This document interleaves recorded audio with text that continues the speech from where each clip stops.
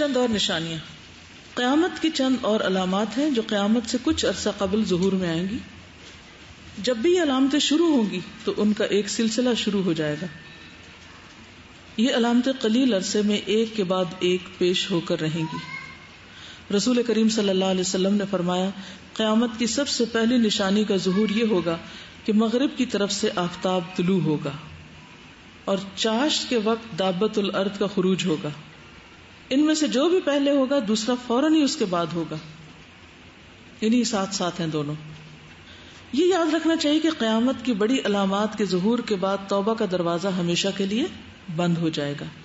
ارشاد باری تعالیٰ ہے هل ينظرون الا ان تأتيهم الملائكة او يأتي ربك او يأتي بعض آيات ربك يوم يأتي بعض آيات ربك لا ينفع نفسا ایمانها لم تكن آمنت من قبل او كسبت في ایمانها خیرا. سورۃ الانعام 158. یہ لوگ اس بات کے منتظر ہیں کہ فرشتے ان کے پاس آئیں یا خود تمہارا پروردگار آ جائے یا تمہارے پروردگار کی بعض نشانیاں نمودار ہوں. جس دن تمہارے پروردگار کی بعض نشانیاں نمودار ہوں گی اس دن کسی انسان کو جو پہلے سے ایمان نہ لایا ہوگا ایمان لانا کچھ فائدہ نہ دے گا، یا اپنے ایمان کی حالت میں نیک عمل نہ کیا ہو، یعنی جس نے اپنے ایمان کی حالت میں نیک عمل نہ کیا ہو. بخاری میں ہے جب تک آفتاب مغرب سے طلوع نہ ہوگا قیامت نہ آئے گی. ٹھیک ہے، جب تک سورج ویسٹ سے نہیں نکلے گا قیامت نہیں آئے گی. جب آفتاب مغرب سے طلوع ہوگا اور سب لوگ اس کو دیکھ لیں گے تب کسی انسان کو جو پہلے ایمان نہ لایا ہوگا ایمان لانا کچھ فائدہ نہ دے گا، نہ کسی کی نیکی کام دے گی جس نے اپنے ایمان کی حالت میں کوئی نیکی نہ کی ہوگی. دیکھیے اس دن بھی ہم نے پڑھا تھا نا، ایک یہ علامت، پھر دجال کا نکلنا، پھر دابت الارض کا نکلنا. ٹائم پیریڈ کوئی بھی نہیں بتایا گیا نا کہ کب یہ ہونے لگ جائے، اور پہلی بڑی علامت یہی نکلے گی. تو اس لیے انتظار نہیں کرنا چاہیے. کل میں اتنی حیران ہوئی کہ دن میں اتنی سخت گرمی تھی اور شام میں ایک دم اتنے بادل اور ہوائیں اور یک سب کچھ چینج ہو گیا. تو میں سوچتی کہ کل صبح تو امیجن بھی نہیں کیا تھا کہ شام میں یہ ہوگا. کبھی صبح اٹھتے ہیں تو کچھ سے کچھ ہوا ہوتا ہے. تو انتظار نہیں کرنا چاہیے. لیسن وہی ہے جو کل ہم نے نکالا تھا کہ نیکی کے مواقع کو بھرپور استعمال کریں، کسی دھوکے میں نہ رہیں. سیدنا ابو ذر بیان کرتے ہیں کہ رسول اللہ صلی اللہ علیہ وسلم نے مجھ سے پوچھا کیا تجھے معلوم ہے کہ جب سورج ڈوب جاتا ہے تو کہاں جاتا ہے؟ میں نے جواب دیا اللہ اور اس کا رسول ہی زیادہ بہتر جانتے ہیں. آپ نے فرمایا سورج عرش کے نیچے جا کر سجدہ کرتا ہے اور طلوع ہونے کی اجازت طلب کرتا ہے تو اسے اجازت مل جاتی، اور ان قریب وہ سجدہ کرے گا تو اس کا سجدہ قبول نہیں ہوگا. وہ اجازت طلب کرے گا تو اس کو اجازت نہ ملے گی، بلکہ اس کو کہا جائے گا کہ جدھر سے آیا ادھر ہی واپس لوٹ جا، آگے نہیں جا سکتا، الٹا چل پڑے گا.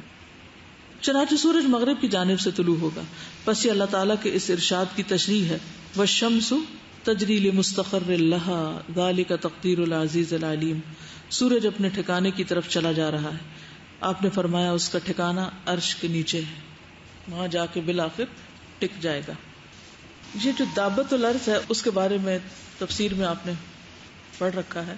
قرآن مجید میں سورۃ النمل میں آتا ہے آیت 82 وَإِذَا وَقَعَ الْقَوْلُ عَلَيْهِمْ أَخْرَجْنَا لَهُمْ دَابَّةً مِّنَ الْأَرْضِ تُكَلِّمُهُمْ أَنَّ النَّاسَ كَانُوا بِآيَاتِنَا لَا يُوقِنُونَ. اور جب عذاب کی بات پوری ہونے کا وقت آ جائے گا تو ہم ان کے لیے زمین سے ایک جانور نکالیں گے جو ان سے کلام کرے گا کہ فلاں فلاں لوگ ہماری آیتوں پر یقین نہیں رکھتے. ایک جانور نکل آئے گا اور وہ کہے گا فلاں فلاں جو ہے نا وہ آیات پر یقین نہیں رکھتا. کبھی آپ نے دیکھا ہوگا کہ چھوٹا بچہ ماں باپ کو جھٹلا رہا ہو، وہ سین دیکھا ہے کبھی؟ تو اس سے کتنی امبیرسمنٹ ہوتی. تو اگر کوئی جانور اٹھ کے کہے کہ فلاں جو ہے وہ ایمان والا نہیں ہے، کیا کیفیت ہوگی؟ ابو امامہ رضی اللہ عنہ سے مروی ہے کہ نبی صلی اللہ علیہ وسلم نے فرمایا دابت الارض کا خروج ہوگا تو وہ لوگوں کے منہ پر نشان لگا دے گا اور وہ اس نشان کے ساتھ ہی زندہ رہیں گے، حتیٰ کہ اگر ایک آدمی کوئی اونٹ خریدے گا اور کوئی شخص اس سے پوچھے گا کہ یہ اونٹ تم نے کس سے خریدا ہے تو وہ جواب دے گا یہ میں نے اس شخص سے خریدا ہے جس کے منہ پر نشانی لگی ہوئی ہے. ابھی ہر ایک اسٹیمپڈ ہوگا، ہر ایک کے اوپر بار کوڈ ہوگا کہ کون کیا ہے. اور مسند احمد کی روایت ہے. استغفر اللہ. میں سوچتی ہوں کہ یہ تو پھر دنیا نا، اور آخرت، حشر کا میدان، اس دن جب لوگوں کے بالکل ہی چھانٹی ہو جائے گی. وامتازوا اليوم ایھا المجرمون. ویسے تو چھوٹی چھوٹی جو آزمائشیں ہوتی ہیں نا، یہ بھی بڑا نکھار دیتی ہیں، لیکن ہم پھر بھی خود بھی دھوکے میں رہتے ہیں اور دوسروں کو بھی ایکسکیوزز دیتے رہتے ہیں کہ ہاں اس نے اگر جھوٹ بول دیا یا وعدہ خلافی کر دی یا خیانت کر دی تو یہ وجہ ہوگی. وہ بینیفٹ آف ڈاؤٹ دیتے رہتے ہیں، کبھی اپنے آپ کو تعویلیں دیتے رہتے ہیں. ہیں تو یہ ساری منافقت کی علامتیں نا، مگر ہمیں نہ اپنے پہ یقین آتا نہ کسی اور پہ. ملا جلا سا معاملہ ہے. تو قیامت کے دن تو پوری چھانٹی ہو جائے گی، لیکن اس سے پہلے بھی جیسے کل پرسوں بھی ہم نے پڑھا کہ مومن اور کافر دو بڑے گروہوں میں، خیموں میں بٹ جائیں گے، اور پھر مختلف طریقوں سے لوگ الگ الگ ہوں گے. کوئی دجال کے ساتھ ہوں گے، کوئی اس کے خلاف ہوں گے، کوئی عیسیٰ علیہ السلام کے ساتھ ہوں گے، کوئی دوسرے لوگ ہوں گے. اور پھر یہ دابت الارض اٹھ کے نشان لگا دے گا. اور اس کے بعد پھر یوں لگتا ہے نا جیسے آہستہ آہستہ پریپریشن ہو رہی ہے اس بڑے دن کی جب ہر چیز نمایاں ہو جائے گی اور واقعی لوگ اپنی اصل پہ آ جائیں گے. تو ہم کو کیا کرنا چاہیے اس سے پہلے کہ یہ سب ہو؟ ہمیں کیا کرنا چاہیے؟ اپنے ظاہر اور باطن دونوں کو ایک کرنے کی کوشش.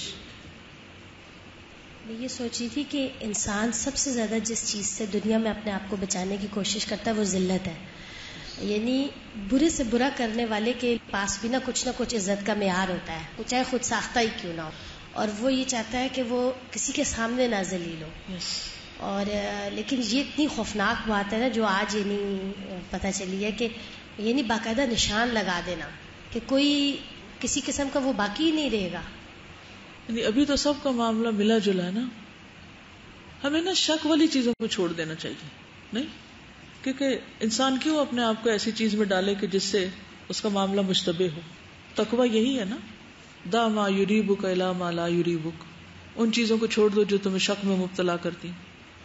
اصل میں تو چونکہ اللہ نے پیدا امتحان کے لیے کیا نا، جو سارے امتحان ہیں نا کہ کرتے کیا ہیں ہم. لیبلوکم ایکم احسن عملا. سوال کرو، یہ اس وقت عافیت کا ہی وقت ہے اور ہمیں سب سے پہلے ضرورت ہے کہ ہم پہلے اس پہ شکر ادا کریں کہ ہمیں عافیت کا ایک وقت ملا ہوا ہے، بجائے اس کے کہ ہر وقت فتنوں کو ڈسکس کریں گے. آج کل کے زمانے میں یہ فتنہ ظاہر ہو گیا. یہ اتنے بڑی بڑی چیزیں جس میں کوئی عمل کے قابل ہی نہیں رہے گا کہ پہاڑوں میں چھپے ہوئے وہاں پہ کون سا وضو کا پانی مل رہا ہوگا، کیا ہو رہا ہوگا وہاں پہ، کچھ بھی نہیں ہو رہا ہوگا. تو یہ سب سے پہلے کہ عافیت کا وقت کا شکر ادا کریں کہ ہم عافیت کے وقت میں اپنے آپ کو تسلی دیں کہ ہم نہیں، ہمارے برے حالات اس طرح کے جس طرح کے ہم یہ پڑھ رہے ہیں، اور اس کے بعد عمل کی طرف جو ہے وہ توجہ کریں. بالکل، ویری رائٹ. ہمارا مسئلہ ایک اور بہت بڑا یہ ہے کہ ہمیں نعمتوں کا شکر نہیں کرنا آتا. جو کچھ ہمیں ملا ہوا نا اس کی قدر ہی نہیں. آپ کو تو شاید یہ بھی نہیں پتا چلتا کہ بجلی کب جاتی اور کب آتی، اور چند فٹ کے فاصلے پر جو بستیاں ہیں وہاں کوئی جنریٹر نہیں ہے. آپ کو ہر وقت پانی ملتا ہے. ان سے پوچھئے جو کئی کئی میل سے پانی لے کر آتے ہیں. دن رات آپ قرآن پڑھتے اور سنتے ہیں. کس کے پاس اتنا وقت اور فرصت ہے کہ واقعی اتنی یکسوئی سے یہ سب کچھ حاصل کر سکے؟ اس کے باوجود بھی اگر چھوٹی چھوٹی باتوں پر ہم صرف ایک منفی چیزوں کو دیکھ کر ہم اپنا سارا وقت اسی میں ضائع کر دیں تو کیا ان نعمتوں کا حساب نہ ہوگا؟ پوچھنی ہوگی کہاں بھاگ کے جانا ہے. اور اگر ہم کہیں بھاگ کے جاتے بھی ہیں دنیا میں، کون سی جگہ ایسی کہ جہاں مشکل نہیں؟ مجھے اس خطے کا نام بتا دیجئے کہ جہاں کوئی مسئلہ نہ ہو. کوئی جگہ ہے ہی نہیں. تو حالات کا شکوہ، لوگوں کا شکوہ، گرمی کا شکوہ، سردی کا شکوہ، بیماری کے شکوے شکایتیں، اس ساری بلیم گیم کو چھوڑ دیں کہ اپنی ہر کوتاہی کا ذمہ دوسروں پہ ڈال کے خود کو فرشتہ ثابت کرنے کی عادت چھوڑ دیں. نظر اس پہ رکھیں کہ ذمہ داریاں کیا ہیں، پوچھ کس کی ہوگی، میرا فرض کیا بنتا ہے، مجھے کیا کرنا ہے. جتنی بڑی ان لوگوں کے لیے آزمائش ہوگی اس دور کے تو اتنا ہی بڑا ان کو اجر ملے گا، یا اس کیوں نہیں؟ عیسیٰ علیہ السلام جب دجال کو قتل کر لیں گے تو پھر ان لوگوں کے پاس آئیں گے جن کو اللہ نے دجال کے شر سے بچایا ہوگا، تو ان کے منہ پہ ہاتھ پھیریں گے اور ان کو جنت میں جو درجات ملیں گے ان کا ذکر کریں گے اب درجات کا لفظ آتا ہے تو بہت بڑے درجے ہوں گے، ظاہر ہے کہ وہ ایک بڑی مشکل سے گزرے ہوں گے. جی، کیونکہ جتنی بڑی آزمائش ہوتی ہے اتنا ہی بڑا درجہ ہوتا ہے. سزا میں یہ کہہ رہی تھی کہ یہ جو بات ہم بار بار کریں نا کہ یہ نہیں ہے وہ نہیں ہے، جو ایک شکایتی رویہ ہے ہمارا، لیکن مجھے ایسے لگتا ہے ہم نے ہر ایک انسان نے نا اپنا ایک مقام خود ہی ذہن میں اپنے تئیں ایک بنایا ہوا ہے کہ یہ ڈیفائن ہے پروٹوکول، یہ تو مجھے ملنا ہی چاہیے. اس کی کبھی بنیاد ہم نے سوچی ہے کہ ہم کرتے کیا ہیں؟ کبھی سوچا ہے ہم نے؟ ابھی یہ نشان لگنے والی بات تھی تو میں اتنا ڈر سا لگ رہا تھا کہ ابھی اس ہال میں اگر میں کوٹ کے کہے نا کہ آئیں ذرا آپ کو نشان لگاتے ہیں، آپ کس کیٹیگری میں فال کرتے ہیں، تو کیا حال ہوگا ہمارا. تو پہلے اپنے پروٹوکول ڈیفائن کرنے سے پہلے یہ بھی سوچیں کہ ہم کرتے کیا ہیں، ہمارے اعمال کیا ہیں. Very right. تو فتنہ ظاہر ہونے کے بعد جو اعمال کریں گے وہ ان کو فائدہ نہیں دیں گے. اور اس وقت جو انسان سوچے گا نا کہ ابھی کوئی مجھے زیادہ نیگیٹو نہیں سوچنا، پازیٹو سوچنا ہے، ہمیشہ اچھے اعمال کرنے ہیں، وہی اس وقت پازیٹو سوچ سکے گا. جو آج کل کے حالات میں اپنی ایک عادت بنا لے گا نا کہ میں نے نیکیاں کرنی ہیں چاہے جو مرضی ہو جائے، وہی اس وقت میں کر سکے. کل کسی خاتون کا فون آیا مجھے، تو کچھ اپنے حالات کی وجہ سے پریشان تھی. میں نے ان سے کہا کہ آپ کے معمولات کیا ہیں. وہ رات میں صرف 2-3 گھنٹے سوتی، روزانہ تہجد پڑھتی، روزانہ پوری ایک منزل قرآن کی پڑھتی، 7 دن میں ان کا قرآن مکمل ہو جاتا ہے، اور بھی جو خیر بھلائی کے کام ہے سارے کرتی. لیکن اس کے باوجود ان پر ایک کوئی آزمائش ہے جس کی وجہ سے وہ اس قدر پریشان ہے. تو میں یہ سوچ رہی تھی کہ جو اللہ کا جتنا محبوب ہوتا ہے اس پر اتنی بڑی آزمائش آتی ہے. تو میں سوچ کے دنگ رہ گئی کہ اتنی تکلیف کے باوجود اتنا اسٹرکٹ اپنے آپ کو اس میں رکھا ہوا ہے کہ جو فارغ وقت ملتا ہے سارا دن قرآن پڑھنے کا، منزل 7 پاروں کی ہوتی ہے تقریباً، اور وہ باقی گھر کے کام کاج بچوں اور چیزوں کے ساتھ وہ پوری کر لیتی ہیں، کیونکہ انہوں نے اپنا ایک ٹارگٹ رکھا ہوا کہ میں نے روز یہ پڑھنی ہے اور روز تہجد پڑھنے ہیں. تو جو لوگ اب بھی دنیا میں ایسے ہیں وہ حالات کے شکوے میں نہیں روتے دھوتے بیٹھے رہتے، انہوں نے جو کرنا وہ کرتے جاتے ہیں. کیسے کیسے لوگ ہیں. اب کسی کے منہ پہ تو نہیں لکھا ہوتا کہ اس کے حالات کیا اور اس کا اللہ سے تعلق کتنا ہے. تو یہ اصل میں ہم نے خود کو خود ڈھیل دی. اینڈ آف دا ڈے پھر یاد رکھیں اپنی اپنی قبر میں جانا ہے اور اپنے لیے خود ہی کچھ کرنا ہے. ساری دنیا کو بھی الزام دے دینا آپ تو آپ سے یہ نہیں پوچھا جائے گا کہ انہوں نے کیا کیا ہے. کیا پوچھا جائے گا؟ آپ نے کیا کیا. لا یضرکم من ضل اذا اہتدیتم. اب اس وقت بھی جو تھوڑا سا میں آگے پڑھنے لگی ہوں نا تو ہو سکتا ہے آپ کہیں آپ تو بس کر دیں، لیکن تھوڑی دیر سوچ لیں تو کیا ہوا، یہ وقت 10 منٹ کے اندر ختم ہو جائے گا. تو وہی جو تکلیف ہے نا وہ آپ کے آرام میں بدل جائے گی. صرف سوچ بدلنے کی ضرورت ہے. وہ جس انہوں نے کہا نا ہم نے ایک اپنا خود سٹینڈرڈ قائم کیا ہوا نا اپنے بارے میں، یا اپنا آپ کو ایک اس میں رکھا ہوا ہے کہ یہ تو ہمیں ملنا ہی چاہیے. جب ہم ایک کام کر لیں تو ہم کہتے ہیں اب تو چھٹی ملنی ہی چاہیے. آغاز قیامت. قرآن مجید میں قیامت کے بارے میں جو آیات ہیں ان سے ظاہر ہوتا ہے کہ قیامت کی ابتدا ہولناک زلزلوں سے ہوگی. قیامت جس وقت آئے گی زمین میں انسانی زندگی پوری طرح رواں دواں ہوگی. سب سے پہلے انسانی آبادیاں اجتماعی خوف کا شکار ہوں گی اور ہر طرف اتنی دہشت پھیل جائے گی کہ ماں اپنی فطری محبت کے باوجود اپنے دودھ پیتے بچے سے غافل ہو جائے گی. خوف اور دہشت کے اثر سے حاملہ عورتوں کے حمل ضائع ہو جائیں گے. ایسا لگے گا کہ لوگ سمجھ بوجھ کھو چکے ہیں اور سب نشے میں. کبھی آپ کو پہاڑی راستے پہ جاتے ہوئے سکنس ہوئی؟ کیوں ہوتی ہے؟ وہ ہلنے کی وجہ سے نا، جرکس کی وجہ سے. تو زلزلوں کی کثرت ہوگی اور اتنے جھٹکے ہوں گے کہ ہوش گم ہو جائیں گے. اور اگر کوئی اس ایکسپیرینس سے گزرا ہو، ریسنٹلی میں گزری ہوں، تو مجھے ایسا لگ رہا تھا کہ جیسے مجھے کسی چیز کا ہوش نہیں رہا، جیسے اندھیرا سا چھا گیا سب. تو اس وقت میں موت کا ایکسپیرینس کر رہی تھی نا کہ موت کیسے ہوگی. تو اسی کو آپ دیکھیے کہ جو لوگ زندہ ہوں گے ان کا حال اس وقت کیا ہوگا. جھٹکے لگ لگ کے کہ ایسی مت ماری جائے گی کہ بچے جو ماں کسی وقت نہیں بھولتی ان کی بھی ہوش نہیں رہے گی. وَتَرَى النَّاسَ سُكَارَى وَمَا هُمْ بِسُكَارَى وَلَكِنَّ عَذَابَ اللَّهِ شَدِيدٌ. سورۃ الحج آیت 20. اور وہ یوں لگے گا جیسے نشے میں ہو، اور تم دیکھو گے لوگوں کے کہ نشے میں، حالانکہ وہ نشے میں نہ ہوں گے، بلکہ اللہ کا عذاب سخت ہوگا. ان زلزلوں کی تائید قرآن مجید کی مندرجہ ذیل آیت سے ہوتی. اذا زلزلت الارض زلزالها واخرجت الارض اثقالها وقال الانسان ما لها سورۃ الزلزال آیت 1-3. جب زمین اپنی پوری شدت کے ساتھ ہلا ڈالی جائے گی اور زمین اپنے اندر کے سارے بوجھ نکال کر باہر ڈال دے گی اور انسان کہے گا یہ اس کو کیا ہو رہا ہے. قرآن مجید کی آیات سے پتہ چلتا ہے کہ اس کائنات میں رائج قوانین میں تبدیلی آ جائے گی. یعنی جب انسانی زندگی کی مقررہ میعاد ختم ہوگی تو ان قوانین کی مدت بھی ختم ہو جائے گی. مثلا زمین کی ہولناک لرزش کی وجہ سے پہاڑوں کی چٹانیں چٹک جائیں گی، پہاڑ کٹے پٹے ٹیلوں اور پھر ریت کے ذروں میں تبدیل ہو جائیں گے اور بالآخر سراب ہو جائیں گے اور زمین ایک چٹیل میدان کی صورت رہ جائے گی. اسی طرح سمندر پھٹ جائیں گے اور ان کا پانی بہہ نکلے گا، پھر بھاپ بن کر اڑ جائے گا. سیاروں کا نظام درہم برہم ہو جائے گا، ان کی رفتار تبدیل ہو جائے گی. چاند سورج یکجا کر دیے جائیں گے، آسمان ٹکڑے ٹکڑے ہو جائے گا. پھر بساط آسمان اس طرح لپیٹ دی جائے گی جس طرح کاغذات بڑی فائل میں سمیٹ دیے جاتے ہیں، یعنی رول کر دیے جاتے ہیں. نفخ، قرآن مجید میں 3 قسم کے سور پھونکنے کا ذکر ہے.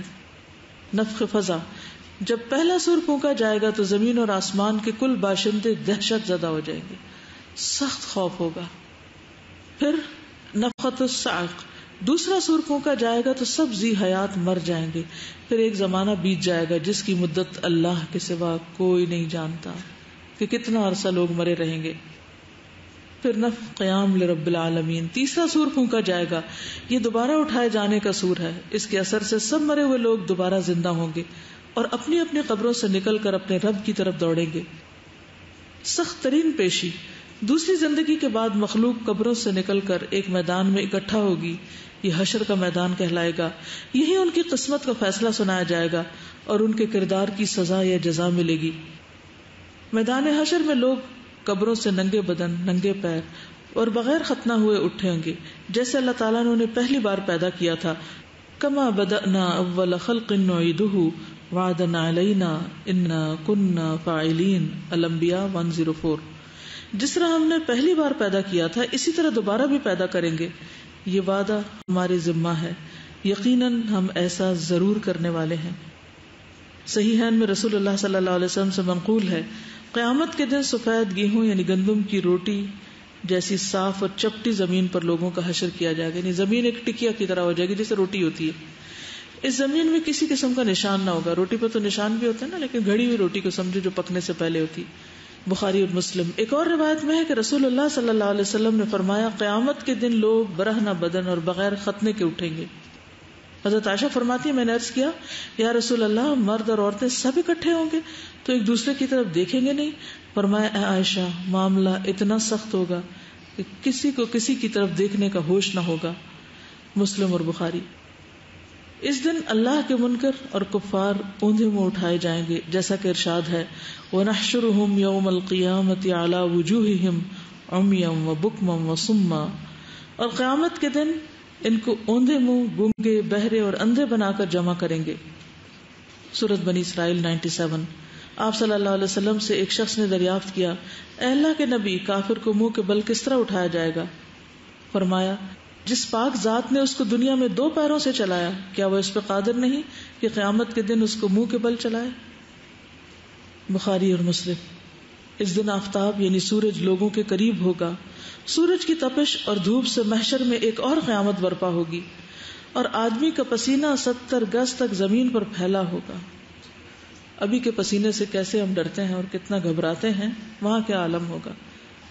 چنانچہ حضرت مقداد بن اسود سے منقول ہے، کہتے ہیں، میں نے رسول اللہ صلی اللہ علیہ وسلم سے سنا، فرماتے تھے، قیامت کے دن آفتاب لوگوں سے اتنا قریب کر لیا جائے گا کہ بقدر 1 میل کے رہ جائے گا. لوگ اپنے اعمال کے بموجب پسینے میں ہوں گے. پسینہ اعمال کے مطابق، اللہ کی نافرمانی جتنی اتنا ہی پسینہ. کسی کے ٹخنوں تک پسینہ ہوگا، کسی کے گھٹنوں تک ہوگا، کسی کی کمر تک، اور کسی کے منہ میں پسینے کی لگام ہوگی. کبھی آپ نے دیکھا کہ منہ سے اگر کوئی قطرہ اتر کے ذرا سا بھی منہ کے قریب جائے تو کتنی سخت گھبراہٹ ہوتی ہے کہ یہ کیا منہ کے پاس آ گئی چیز. تو یہاں پر یہ ہے کہ منہ میں پسینے کی لگام ہوگی. یہ کہتے ہوئے جناب رسالت مآب نے دہن مبارک کی طرف اشارہ کیا، اپنے منہ کی طرف اشارہ کیا. معاملات کا فیصلہ. روز محشر جب تمام لوگ اپنے رب کے سامنے پیش ہوں گے تو ہر طرف نفسا نفسی کا عالم ہوگا اور خوف اور دہشت سے ہر ایک پریشان ہوگا. ہر ایک کی خواہش ہوگی کہ اس کا فیصلہ جلدی سنا دیا جائے تاکہ محشر کی سختی اور دیر تک کھڑے رہنے کے عذاب سے بچ جائے. اب دیکھیں کہ ہمارا کیا حال ہوتا ہے جہاں بھی کہیں ہمیں تھوڑی دیر ویٹ کرنا پڑے, ویٹنگ ایریا, چاہے وہ ناشتہ لینے کی بات ہو یا کینٹین میں کھڑے ہونے کی یا کسی بھی جگہ, کہ پہلے مجھے سرو کر دیا جائے, پہلے میری باری آ جائے. اور وہاں بھی انسان کیا چاہے گا, بس مجھے فارغ کر دیا جائے یہاں سے. وَإِذَا الرُّسُلُ أُقِّتَتْ لِأَيِّ يَوْمٍ أُجِّلَتْ لِيَوْمِ الْفَصْلِ وَمَا أَدْرَاكَ مَا يَوْمُ الْفَصْلِ وَيْلٌ يَوْمَئِذٍ لِّلْمُكَذِّبِينَ. سورۃ المرسلات 11-15. اور جب سب پیغمبر جمع کیے جائیں گے, کس کے لیے دیر ہو رہی ہے؟ فیصلہ کے دن کے لیے. اور تمہیں کیا معلوم کہ فیصلہ کا دن کیا ہے؟ اس دن جھٹلانے والوں کے لیے بڑی خرابی ہے. انتظار کے بعد حضور صلی اللہ علیہ وسلم کو سفارش کی اجازت دی جائے گی, اور اس کے بعد اللہ تعالیٰ کی طرف سے ہر ایک کو اس کا اعمال نامہ دیا جائے گا, میزان عدل قائم ہوگا اور حساب کتاب ہوگا. اصل بات یہ کہ ہمیں وہ دن یاد نہیں, اس لیے ہم یہاں مستیاں کر رہے ہیں خوب مختلف طرح کے غلط کام, دھوکے بازیاں اور ڈھٹائی کا ثبوت دینا اور منمانیاں کرنا اور خود سے تعویلیں کر کے اللہ کے احکامات کو پس پش ڈالنا, کیونکہ وہ دن بھولا ہوا ہے. جس دن اس دن پہ یقین آ گیا نا, وہ بالآخرۃ ہم یوقنون, اس دن عمل بھی بدل جائے گا. کچھ مائیں اس پریشانی میں رہتی ہیں کہ چھٹیاں ہونے والی ہیں بچوں کو, تو ہم کیا کریں گے, ہم بھی پڑھنا چھوڑ دیں, ہم بھی گھر بیٹھے اور ہمارے بچے بھی. تو کیا یہ ممکن نہیں کہ ٹھیک ہے اگر آپ کی فارمل چھٹیاں ہو بھی جائیں تو تھوڑی دیر کے لیے کسی ایک کلاس میں اپنے بچے کو ساتھ بٹھا کے کچھ نہ کچھ ضرور سنوا دیں, اور اس سے ہو سکتا ہے کہ اس کے عمل میں آپ سے بھی بہتری ہو. اور اتنا تو ہمیں اپنے بچوں پہ کنٹرول ہونا ہی چاہیے کہ تھوڑی دیر وہ ہمارے ساتھ بیٹھے. آخر ہم نے انہیں جنم دیا, انہوں نے تو ہمیں جنم نہیں دیا. یہ بھی ایمان کی کمزوری ہے نا. سبحانک اللہم و بحمدک نشہد ان لا الہ الا انت نستغفرک و نتوب الیک. السلام علیکم و رحمۃ اللہ وبرکاتہ.